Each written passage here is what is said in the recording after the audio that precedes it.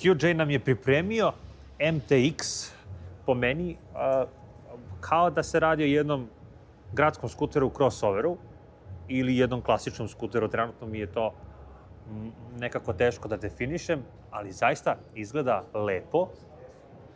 Ajmo da malo vidimo izbliza šta on to ima. Na prvi pogled ovo me izuzetno podsjeća na Hondinu Forcu 300 iz ranijih godina. Dakle, ovo me baš podsjeća i sigurno malo liči iz ove perspektive.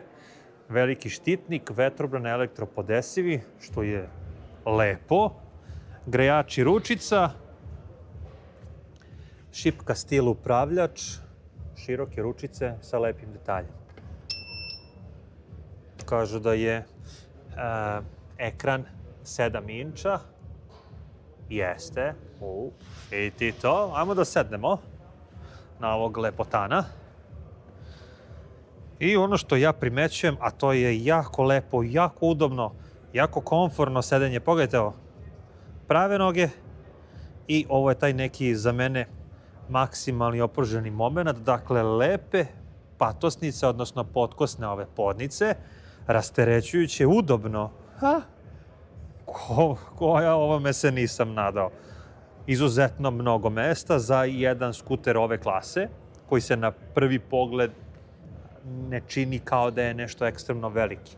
Što se tiče elektropodesivog vetrobrana, on se secka i to se baš lepo izvlači, odnosno uvlači. Pogledajte ovo. Fino.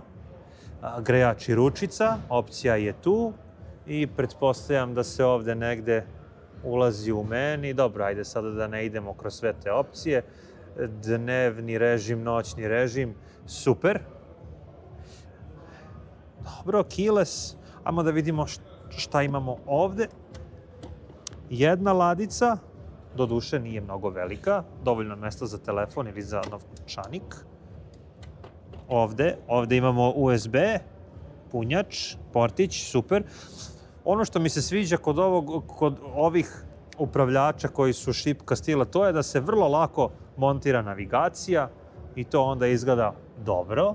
S tim što ne znam da li ovde postoji neki USB eksterni da bi se ta navigacija povezala. To je ono što u ovom trenutku ne mogu da vidim. Bilo bi dobro da postoji neki kablić da se on odmah poveže, da se tu ne bi nešto eksperimentisalo. Inače ovako, lepo, korektno. Ajmo da ga skinemo sa punjača. Što se tiče prostora ispod sedišta, sedište se otvara skroz, lepo.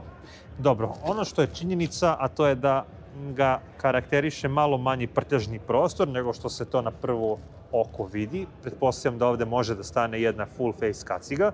Ovde je akumulator i to je ono što njemu jede prostor. I pogledajte, taman ovde ima mesta da se to sedište vrati. Komotno za vozača, za suvozača možda ne toliko, pogotovo ako se tu stavi kofer ovog tipa, ali pre nego što dođemo do kofera, suvozač ovde ima fino mesta za svoje noge, odnosno za stopalo, dakle ne radi se o nekom uzanom prostoru, i ova ovde podnica koja uvek može malo i da se iskoristi, da se vozač rastereti. 25,5 konja, oznaka je 300, možda malo komercijalna, jer ovaj agregat ima zapreminu od nekih 260 kubika.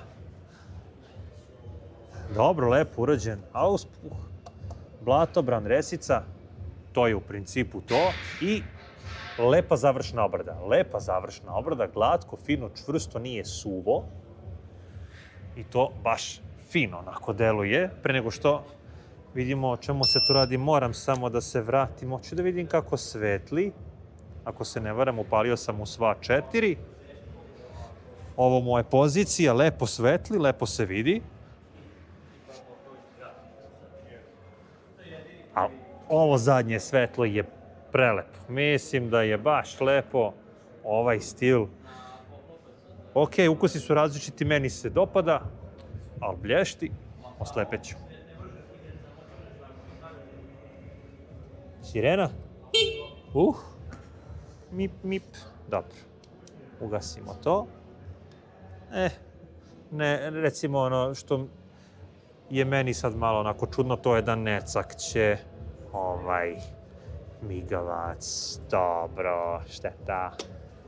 Ali dobro, za cenu od 3700 € mislim da nije loše. Na njemu je trenutno montiran Q-Case kofer, dakle aluminijum koji ste imali prilike da vidite na kanalu. Ono što je specifično kod Q-Case-a u ovoj veličini od 33 litre, a to je da ne dolazi sa onom torbom, nego je samo lepo tapaciran, ali i pored toga što je ovo jedna vrsta možda crossovera ili gradskog skutera, pa ne izgleda loš ni ovaj kofer, adventure kofer na njemu. Tako da ovo je lep skuter u svojoj klasi za primamljivu cenu, gotovo maltene kao jedna crossover krstarica.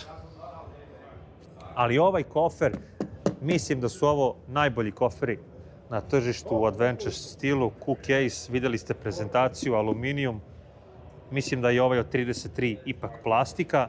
Oni veći su aluminijum u punom sjaju za sve potrebe i za sve prilike. QJ MTX 300. Sponzor kanala je Moto Revolution,